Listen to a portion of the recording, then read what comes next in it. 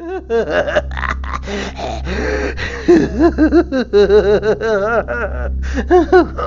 boy! What's up, everybody? We are back for season 2.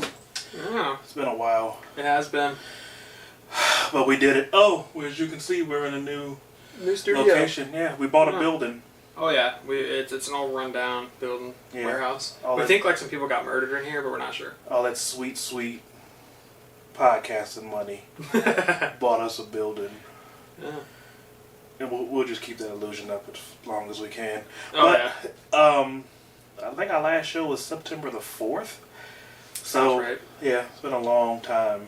Yes, it has been. A lot has happened since then. Surprisingly, and just like what was it, like 4 months, 3 months, 4 months, something September, like that. October, November. Yeah, about 3 months. I didn't want to count on my hand. I wanted you to do it for me. Yeah. Yeah. I'll do it. No shame. Yeah, sure. Lots happened surprisingly in such a little amount of time. But that basically sums up 2020 in a nutshell. It's only been 1 year, and I feel like I've been living my whole life in it. It was the longest. Oh yeah. It's been the longest, and it continues to be the longest. Yeah. But Happy New Year. Yes. This is New Year's Happy Day. New Year. We made it through. We got a new president. Not yet, but hopefully we got a new president. He's elected. We elected a new president, and we're still waiting for the one throwing tantrums to leave office. Yeah, he's going out. He's trying to go out with a bang, but I imagine it's going to be more of a whimper. Yeah, I just can't wait for the video of him getting dragged out of the White House. That's what I'm here for it. Yeah, I feel like My birthday gift finally came. Mm-hmm. I know some of y'all probably seen the video already, but here she is. Here she is, right there. Yeah, just hanging out, doing her. Mm-hmm. It's a her. I gave it a gender. Whatever. You named it? No, I haven't named. It's just a her. Okay. She does her. All right. Just call it her. But No judge. PlayStation 5, new Xbox dropped. Mm-hmm. Still no justice for Breonna Taylor. No. Just because she's not on your timeline, or Black Lives Matter is not on your timeline, does not mean it's not still important. Facts. Just keep up. Oh, on the console thing, I did want to comment on the scalpers. You heard about them? Oh, the people who are marking up the... Yeah. Go people, ahead. for y'all who don't know, they're called scalpers. They mass bought, like, whatever consoles that, like, Walmart, for example, had in stock. They just bought them all, and then they raised their price to, like, $1,000 each to double their profit. Yeah. And it's pretty shady and shitty. So... Agreed. I've never heard of this happening with any other console release. Me either. So it's weird that it's happening now. Not saying it has, because I wasn't around here when the 4 dropped, so it may have always happened. I don't know, but that's a trash thing to do. Like, It is. charge somebody like, I think the highest one I saw was like $2,000. Yeah, and it was just a bunch of laugh reactions to them. Yeah. I think I even commented on that post. I said, I'll give you $7,000. I'll give you $7, an equally ridiculous amount of money to ask for a console. Yeah. So he didn't respond, but I imagine not. whatever. Yeah. Speaking of consoles, the new KFC console. That's apparently it's real. It's not Yeah, I just fact checked before we started. It is real. Yeah, it's not a. And tell them the nice accessory to it. It's a chicken warmer. It's a fucking chicken warmer. Is this the end for humans? And that's the end for PlayStation and Xbox, man. They're gonna have to add some food marketing to their shit. Like, do we like this the end for us? Like, what is it? Dude, you know the new Xbox, how it looks like a PC tower? Yeah. The next one's gonna be a mini fridge. It's gonna they're gonna open it up. It's gonna be a mini fridge. It has to be. That has to be the next step. Because where do we go from here? If there's a chicken warmer on it. I'm excited for it. I'm excited for the Xbox mini fridge edition. Yeah, so I'm here for it. I mean, if they go to a mini fridge, I might jump back. Did you see a price tag on it? Like how much? No, I don't think they've done that yet. Okay. But they say it's real, so we just have to wait and see. We're security again. Oh yeah, we got our jobs back. Yeah, we got called back to security. Yeah. I got the call. I was at my old job. I was working at Intercon as assembly tech, and it pays ass. And I was working as that, and I got a phone call from Lieutenant. First, I got a text from him that said, "We're back." Yeah. He called me first. Mm-hmm. The lieutenant called me first, and I was like, oh, I can't wait to get off the phone, so I called Gene. And then, so as soon as we hang up the phone, I send a text message say we're fucking back. Yeah. And nobody knew what I was talking about. No, I thought he was back in like Crimson Rakes on Dead by Daylight. Yeah. And so I was like, "Oh, nice, good job, bro, proud of you." You know, I was trying to just be hyped for him, and he was like, "What? No." It was funny as shit. We got our jobs back. We're back. We're back. And I thought he was bullshitting me. So, and then Lieutenant called me, and then he asked me what I was doing, and I told him. And he was like, "Well, we got reinstated. Do you want your job back?" And I was just like, "Yeah." Like, why are you even asking? Like, you could just say, like, come back to work on, like, tomorrow, and I'd be like, aight. Like, still have my uniforms freshly cleaned and pressed. They were all ready to go.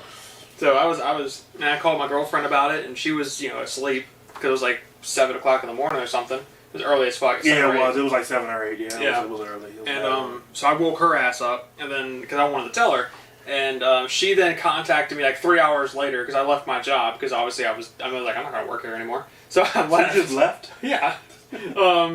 So I left, and then she called me like 3 hours later, and she was like, "Was I dreaming? Like what? Is that real?" And I was like, "Yeah, it's real." She's like, "Oh shit, nice." So that was funny as shit. But yeah, we're back.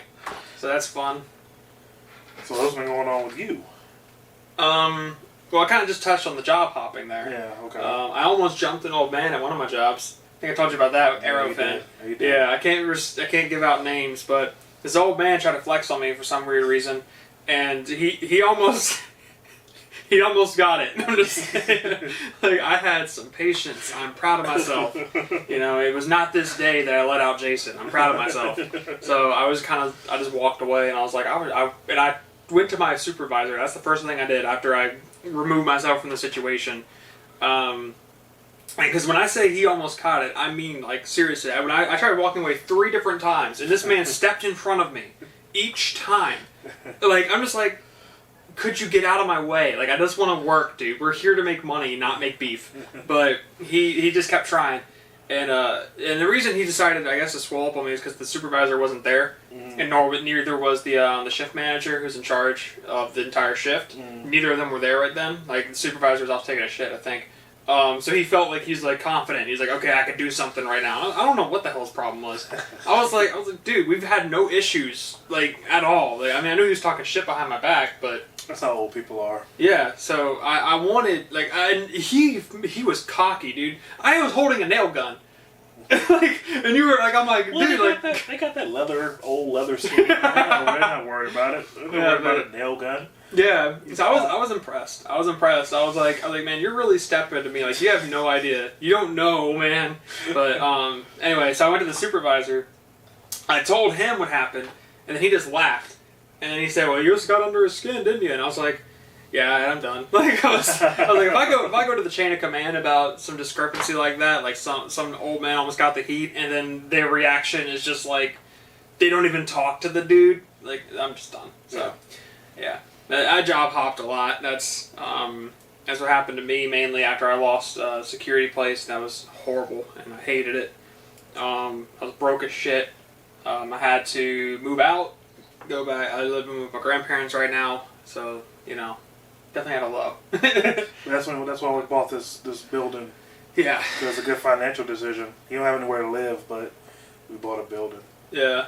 I think I would live in this building in the attic, but I kept hearing stuff up there. Yeah. Like whenever we're doing anything in the building, there's like tapping. I'm swearing. Like earlier I mentioned the bodies. I swear it happened. But other than that, the new killer for Dead by Daylight dropped. You guys know I gotta talk about it. Twins. Yeah, twins. Kick the baby. Yes, that's the best thing they've ever added. Yeah. You can kick. His name's Victor. Yep. Victor. Kick the dick. You kick the. But Victor is the OG. Victor is my guy. He's pretty dope. I'm not even gonna lie. I might buy that killer just to main Victor. Like not even the older sister. I might just as soon as I start the match, he separates from her. And he crawls around. Victor's the man, man. No, he's pretty sick. And then when you're this survivor, you can kick Victor in the face. Yeah, that's also pretty sick. So I like it. Yeah. Yeah. Her reach is ridiculous. Oh yeah, especially with Coupe de Grace. Yeah. Her reach is ridiculous. It's it's insane. But new killer drops. Wasn't who I was hoping. But then again, I commented if it's a licensed killer, it can only be a Wendigo or the Witch from Left 4 Dead. If it's not a licensed killer, if it's an original killer, I don't fucking know. And it was an original killer, so I wasn't wrong, but I wasn't right. So, and I was very disappointed. Those are the options. Yeah, so I was very disappointed. But I'm happy with what we got. It's better than nothing. The game could be dead. So. Yeah. So what else? Oh yeah. So we're still in the Rona pandemic. They fucked up my horror movie binge, which makes me sad because I was excited. 2020 was supposed to be the year. We had Candyman dropping in June. We had the new Halloween movie, the new Saw movie in October. We had Scream 5, or the next Scream movie was supposed to drop in October also. It was going to be the year for horror. And then Rona fucked it up. So, yeah. That made me sad. That made me sad. Well, speaking of horror movies, Yeah, good segue. Didn't do that on purpose. I've been doing this for a while. I know how to nail them. Yeah. Our horror movie for this week. What was that? Yeah, I don't know. Are you okay? Yeah, I'm good. Anyway, New Year's Evil. I liked that movie. It was the only New Year's themed movie I could think of, so I felt that it was appropriate. He liked it. Yeah. I got through it. A lot happened. It was it's a big spectrum. Everybody in the movie is an asshole for no reason. The majority of the people for no reason. That is true, except Sally. She's just annoying. Yeah. But she's not an asshole. She's just annoying. Sally was in there for a very limited amount of time. Yeah. But anyway, the killer's name is Evil. Yeah. Or how do you say it? Evil. He had like a voice synthesizer. It's an 80s movie. Like it was made in 1980. It's an 80s movie, and it's big hair. It's the makeup. It's the teenagers are assholes. Yeah, they're the worst. Yeah, there's a lot of surprisingly, it does touch, now poorly, but it does touch on the class segregation between the punk rock and the law enforcement. Because that was a big issue in the 80s and 90s. Was anybody that liked rock music, you're a Satanist and we hate you. So it did touch on the class issue between the two factions of punk rock fans and any adult. I was disappointed none of those teenagers got killed. Me too. I was hoping there'd be like a mass slaughter to up the body count. I just thought that they were going to get killed, but no. Like it massed them all in one location. I'm like, come on, man. Like, yeah, it has a surprisingly low body count. Yep. I say 7. I think he says 6. Yeah, I mean it's up for interpretation. It doesn't really. It's no more than 7. It's no more than 7. No more than 7's the max. But it starts off this guy. His name's Evil. We call himself Evil. It's not his name. You find out his name later. But he calls up this woman, Diane, which I didn't know her name until the very end of the movie. She goes by Blaze. She's like a entertainer or whatever. Yeah, she's like a punk rock symbol or something like that. And she's like throwing a New Year's Eve party, and they're counting down, and they're simulcasting L.A., New York, Chicago, and Colorado. For whatever reason. I'm assuming they said Colorado because it's one of the 4 time zones, and all 4 of those are it. So, and it ties in with the movie, but that was just a weird flex. But the guy Evil is planning to kill 4 people at the stroke of midnight in each time zone. I thought he was traveling. And I was like, how is he traveling to all 4 time zones? They keep showing him but he wasn't. He was just killing 4 people in the same location. Yep. Steadily making up to the big shebang. Yeah. Going after Blaze. Everybody in this movie dances like they don't know what dancing is. Yeah. Like, Like seriously, like they don't It's know. bad. Like no, like look. Yeah, it's rough. Like, Yeah. like who dances like this? Like, this is not how people move. This is not how people dance. This is not a real thing. But they do it the whole movie, and it's really, really irritating. Like, it's.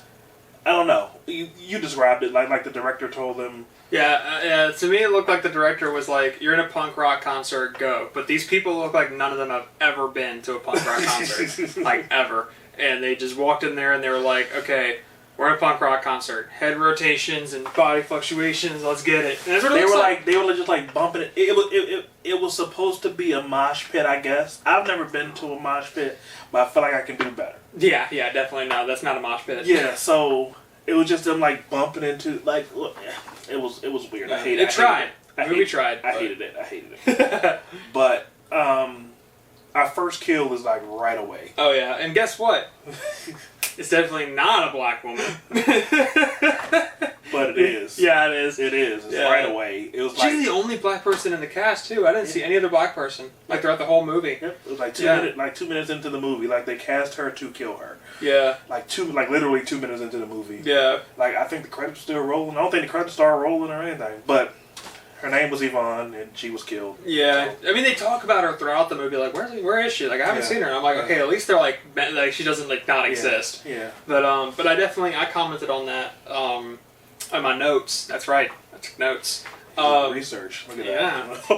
About how horror cinema used to have this weird like love-hate relationship with black actors and actresses, where they love to cast them, but they hate them in the movies, so they kill them immediately. And so it's like this weird love-hate relationship that we're only just now, with the directing work of Mr. Jordan Peele, we're seeing black people actually succeeding in horror. And I mean, there was a whole big review. Several of the actors and actresses were talking about. I can't remember. I have to find it and show you later. But this actress was saying that she was saying that we've always loved horror. It's just horror hasn't always loved us. And Jordan Peele is doing like a lot of good work with like Get Out and Us, and now he's making Candyman. So fucking hype. Yeah. But anyway, yeah. So I talked about that a little bit in my notes about the weird relationship that was going on there for the past few decades. So we go from Yvonne. I don't think Yvonne wasn't part of his first kill. So Evil calls up Blaze while she's doing a New Year's thing and says he's gonna kill 4 people and somebody. In each time zone, somebody that she's close to, and the first one he goes after is his nurse. He goes to the second body. That's his, second body is the nurse. So he goes to some hospital dressed up as a doctor, and he meets her in the hallway, and he says he's here to help, and he has a radio recorder with him, and nobody finds that weird. The 80s, everybody had like a bopping, thing on them. And he says he has champagne, and asks the nurse if she want to drink champagne with him, yada yada yada. They go drink champagne. He kills her. Yeah. So this was your favorite kill. Yeah, this is my favorite one. I love this kill. Go ahead. So the thing about this movie is there's not a lot of gore. There's not a lot of practical effects. You get some fake blood here and there. A lot of off-screen deaths, right? A lot of off-screen deaths. To me, with this, I'll give my full review of how the movie's good at the end. But with the nurse kill, I loved it a lot because there's certain scenes in it. I mean, the build-up was really nice. Whereas, he was playing on the radio because that's why the band and the radio were playing the same song because that was the radio on the band. Or the radio on the band. Band on the radio. And he was, oh jeez, oh no, my brain, okay, sorry, I had a brain fart. he was waiting for midnight to strike. So, you could feel, I felt the suspense while I was watching it, because I'm like, okay, I know he's going to kill her. It's almost midnight, the countdown is about to start. And he starts making out with her, she, eye fucks him while drinking her champagne.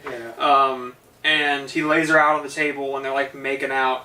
And this is where it starts to get actually, good, in my opinion, is when he brings up the knife, and it hits, 0, which means it's midnight, he brings it down and he stabs her. And now this is where it gets interesting. With every single stab, it switches from the pain and horror that she's feeling to the euphoria and excitement that the inmates and the people in the streets are feeling. Okay. And so it's in unison and in tandem with every time it goes down, you see inmates jumping up and being excited, or you see on the TV people celebrating in the streets. Mm-hmm. And the way they do that was so cool in my opinion, because it was like this weird symphony between her death and the celebration of the new year. Mm-hmm. And then at the very end, with her final breath of her grunt of death, it goes right into a vocal of a band. So it's this really nice, they don't have that synergy ever again in the movie. Mm-hmm. It's this one kill that they have this really cool synergy with the new year being activated, and it does introduce the killer's obsession with time. Okay. It introduces how he's very organized, which is a process killer, by the way. There's two different types of serial killers. I've touched on this rapidly. A process killer and a product killer. Process killers are obsessed with the lead up. They have a very clear A, B, C plan with every single body, and they need to hit it in the exact way. They're obsessed with attention. They're obsessed with the news media coverage. They don't care about the body after they make it. All they care about is the build up, and they relive their actions via the reactions of others and any kind of coverage from the news. And the movie nails that. But anyway, product killers are just about the bodies. They don't care about how they do it. They just want to get as many people as quickly as possible. Like, Jason's a product killer. Michael's a product killer. Freddy's definitely process. He loves fucking with people before he gets rid of them. But anyway, so that's why this is my favorite death. You don't see that kind of cinematography and like in any other deaths in this movie. But this guy, evil. He's definitely a process killer, and they do a very good job at portraying him as such. Yes. To the point to where when he's driving towards his second kill, which we'll go into with you, when he picks up Sally, he's on the radio and he's listening in to hear about his kills on the news feed, mm-hmm. and they give him barely any coverage, like maybe 30 seconds of just saying like another body showed up, but another news. And you see the distraught expression he has of just irritation of like, why am I not getting more attention? Mm. Which is what process killers are obsessed with, is attention. Narcissistic fucks. Okay. Okay. So we go to Sally. Sally. Sally was innocent. Sally talked a lot. Sally talked a lot. So he went to a bar, and he picked her up, and they were leaving, and she ended up going to the bathroom and came out, and she had a roommate with her because she says she shouldn't go anywhere by herself, which she's right. She was right. So you shouldn't leave with a stranger anyway. But yep. She took her roommate with her, and they were in the car, and they were driving, and she would not stop talking. And she has this high-pitched, like, baby voice, and his face was showing, like, please shut up, please stop talking. And she just kept going, and kept going, on and on and on, talked about her friend getting over having diarrhea and some kind of meditation she was doing, and I was thinking, I cannot wait for her to die. Oh yeah. And so, how are you yawning? I just got off work. I just woke up.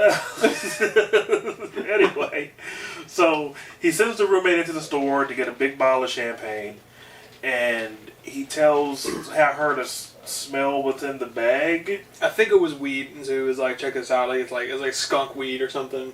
And she put her head in, and he suffocated her. Okay. Yeah, got her with a bag. So the roommate comes out of the store and is walking and sees her heels on the ground. So he follows the heels to the trash can. This is my favorite kill. And he sees her dress hanging out of the dumpster. She. You got her key twice. Or whatever. She comes out of she sees Sally's dress hanging out, so she pulls it and opens up the dumpster and looks in. And Evil's in there, and he lights a cigarette lighter, and his face lights up, and he pulls her in and kills her. That's my favorite one. Not the dumpster all shaking. Yeah, it was hilarious. So, we forgot about Derek. I forgot to tell you about Derek. Derek is Diana's son, and in my notes I put, at the very beginning, Derek is the killer. Derek is not the killer, but Derek will kill one day.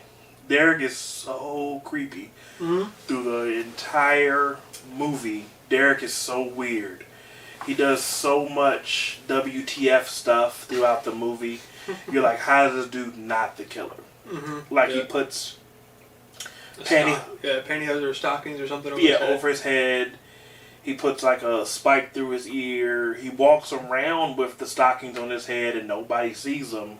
Yeah. And he has sunglasses over top of the...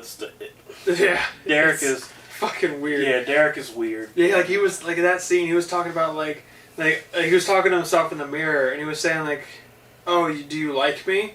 Well, you don't know the real me. And then he put the stocking over his head and he's like... His nose are all smushed. He's like, do you like me now? And I was like, no. Like, stop. Yeah, Derek should have been killed first. Somebody should have killed Derek a long time ago. I agree. It's so weird. So uncomfortable. Yeah. Even the way he took his pills was uncomfortable. It was all like smashing his face. And it was just...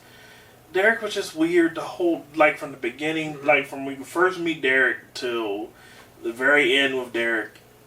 Derek is creepy and it makes you uneasy the entire time. So anyway, we go from Sally and we go to his third kill. He's sitting at a light and these bikers ride up to him and like flip him off. Like I said, people in the movie are like assholes for no reason. Yeah. And they pull off and he's driving and he ends up hitting one of the bikers while they're at a stoplight. Then he drives off and they chase him and they go to a drive-thru and he gets there, gets out of his car and runs over to another car. And it's a guy and a girl in the car and they're making out and he's rubbing on titties.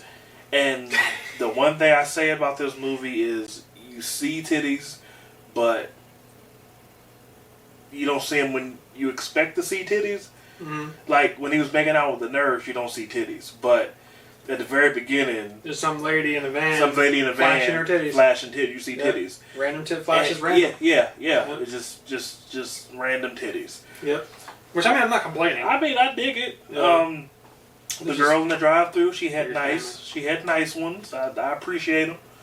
I appreciate her service. Thank you. Thank you for your service. I was expecting her to die, honestly. I really was. It was no reason she should have lived, but she did. Yeah. I will say, her kidnapping was really realistic in how she was begging for her life. And she begged him, like offered him money. She wasn't realistic of how she didn't get out of the car. That wasn't realistic. Yeah, but what was realistic and made the death more like creepy for me was, and I felt uncomfortable, is when she started begging. And she started, like, offering him sex, too. Like, she was like, I won't fight back or anything. And I was just like, yo, this is making me uncomfortable. Like, can we just kind of kill her and move on? Like, this is too real, man. Yeah. So, it definitely made me feel uncomfortable. Yeah. It was the most real one. He doesn't kill her. Yeah, she gets away. He was about to hit two drunks. They stop. And she jumps out and runs away. And should have done that to begin with. Yeah, and he gets out and chases behind her. And she hides in the worst place ever. Like, the frame of the picture is you see her hiding. You see him see her hiding because it was like it's like she was underneath the table right there. Yeah, she was like, and he didn't kill her. It's again. Oh, go ahead. Yeah, well, the cop came up and said, "Hey, you," and he looks and then he runs off. The cops don't chase him, and they say, "Hey, miss, are you okay?" And it's all off screen. I'm assuming that was added afterwards, like people just talking afterwards because the actions didn't make sense with the scene, but she lived, so whatever. Yeah. Definitely, I think the lead up to the reason why he didn't just immediately jump on her again, goes with the process killer mentality, where he's like getting off to the fear he's causing in her. Okay. It's the lead up that gets him off. Okay. Like most product killers, you know, they'll kill you and they basically like. Sorry if this is graphic, but it's true. They kill up somebody and then basically they nut in their pants by killing someone. Product killer or process killers are the opposite. The build up is what makes them nut. So it's really fucking weird, but it's how their brains are wired and they need help or just to be in prison for the rest of their life.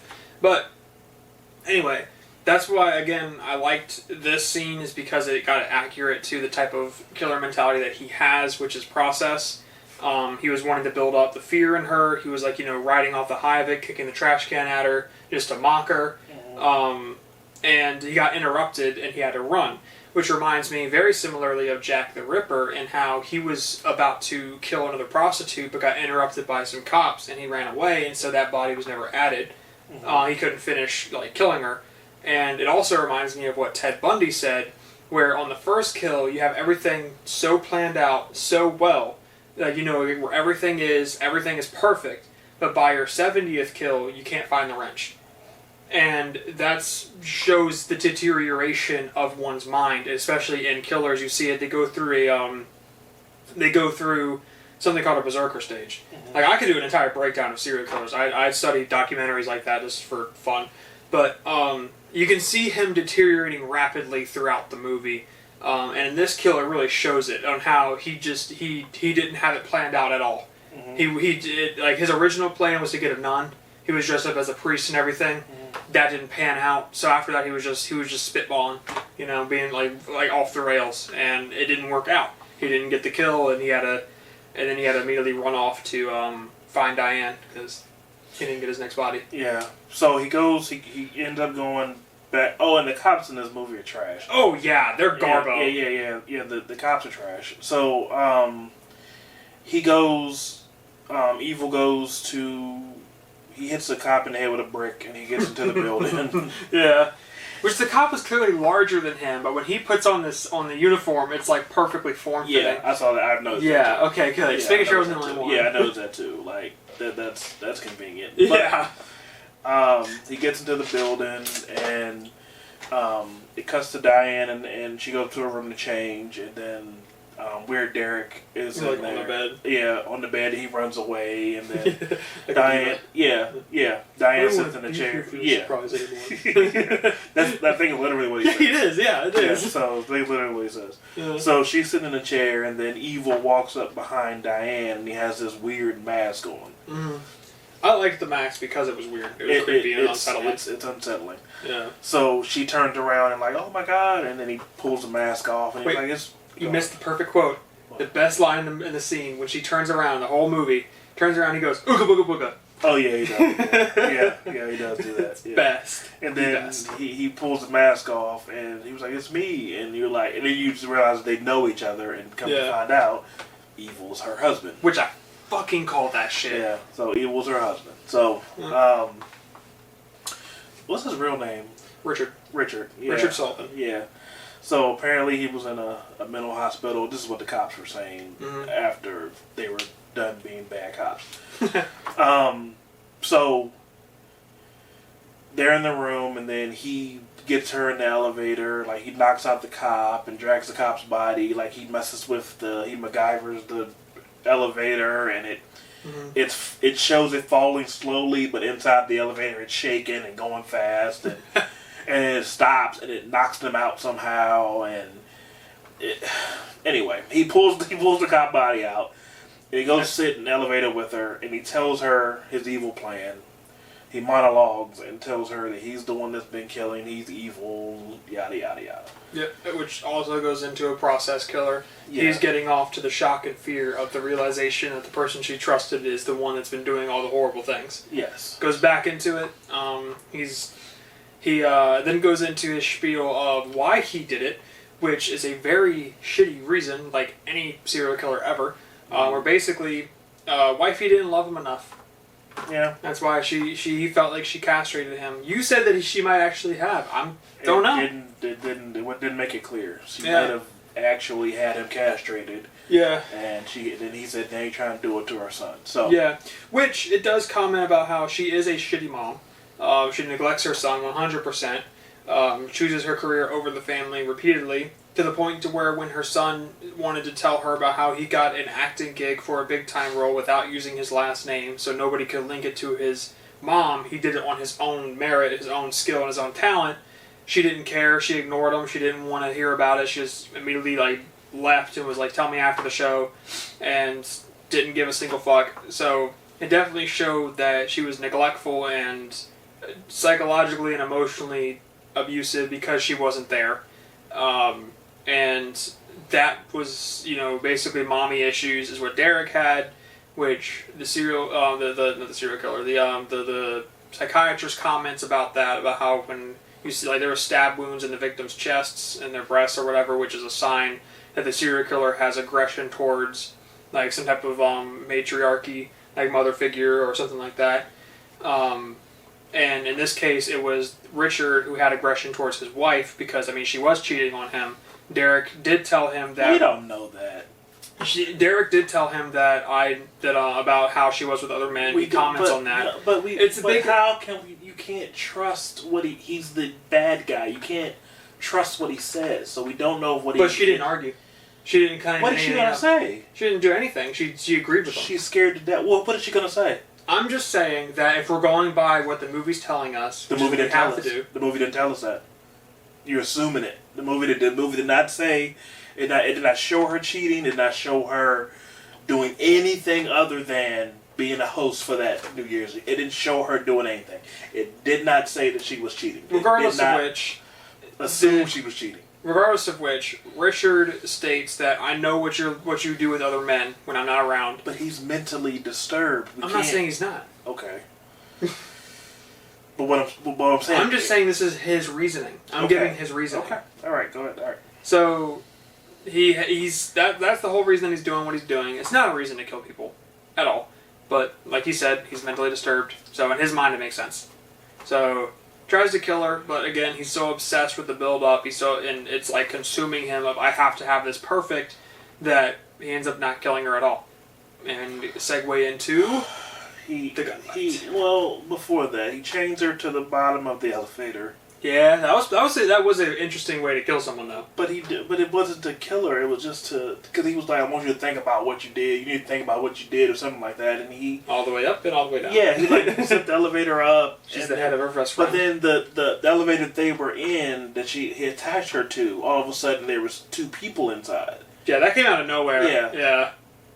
And the guy was wearing some weird tape outfit. Like Lady Gaga. No, he was black too. It wasn't a black person. Oh, hey! The guy was... He didn't die, but... He didn't really do anything. Anyway, he didn't do anything.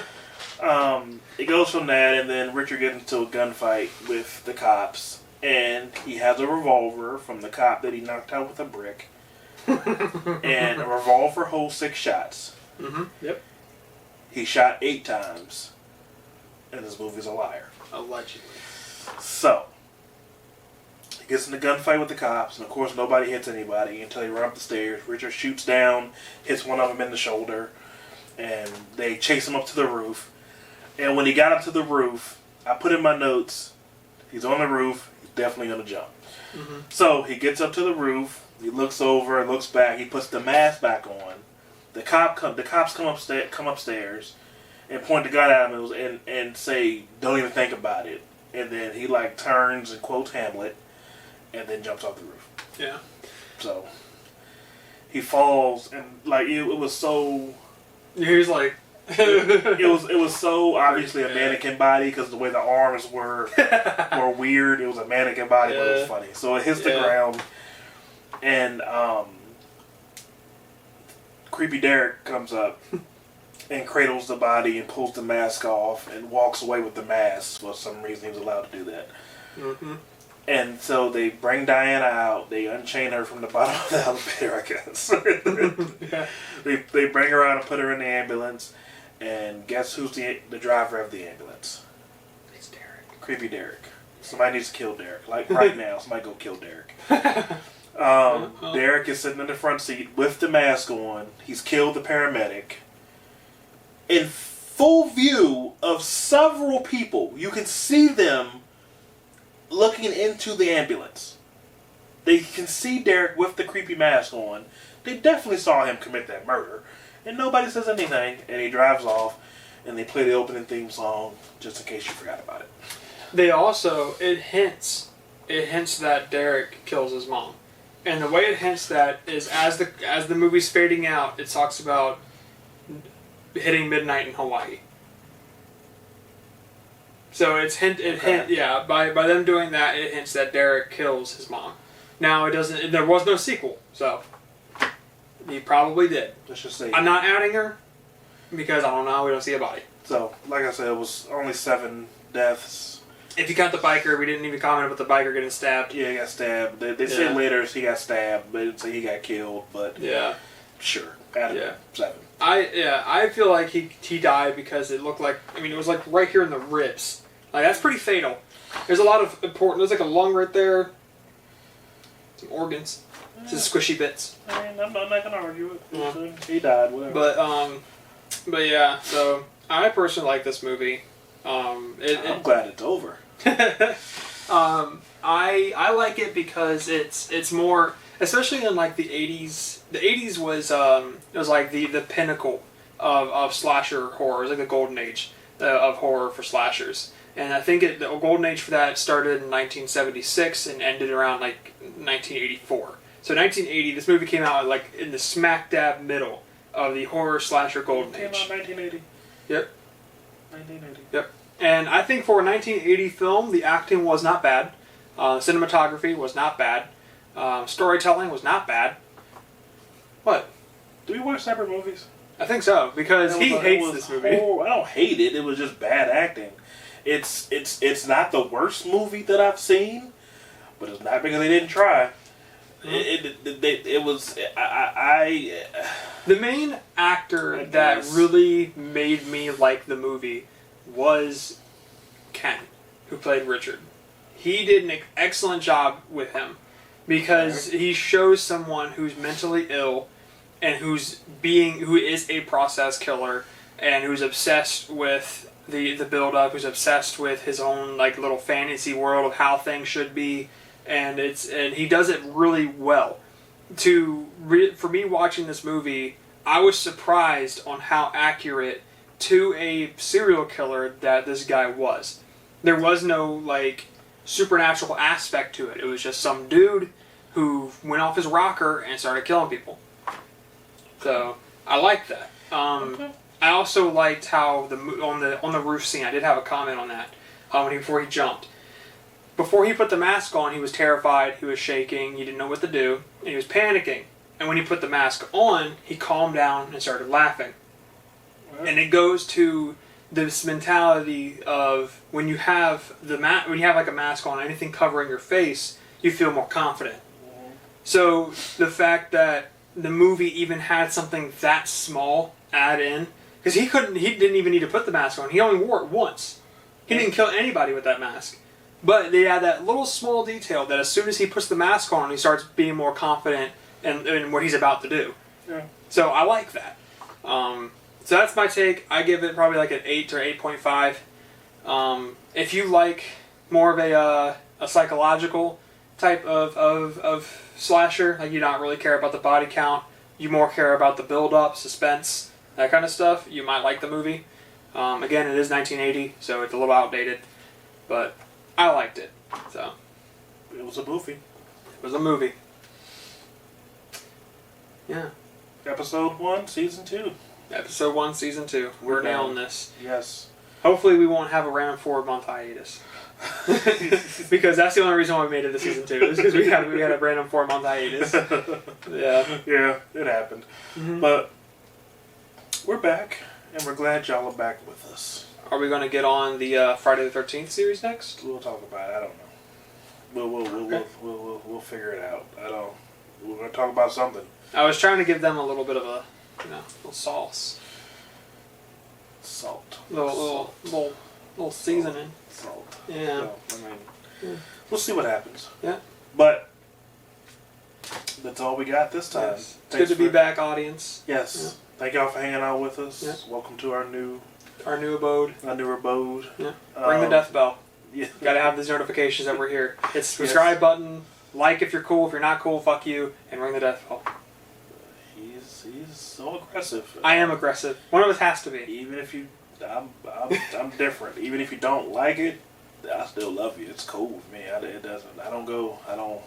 If you don't like it, I'm leaving you on the hook. I mean, Just saying. I guess. I'm just all about, the love. It's all good. It's all Everybody good. love everybody. Yeah, he only. Yeah. God damn it, we're going back to that. Oh yeah. But that's what I'm about. Like, share, subscribe, all of that happiness. Click the bell. Like you said, if you like it, tell a friend. If you don't like it, tell an enemy. Ow. That hurt. And that's what we'll leave you on. Ow. Yep. That hurt.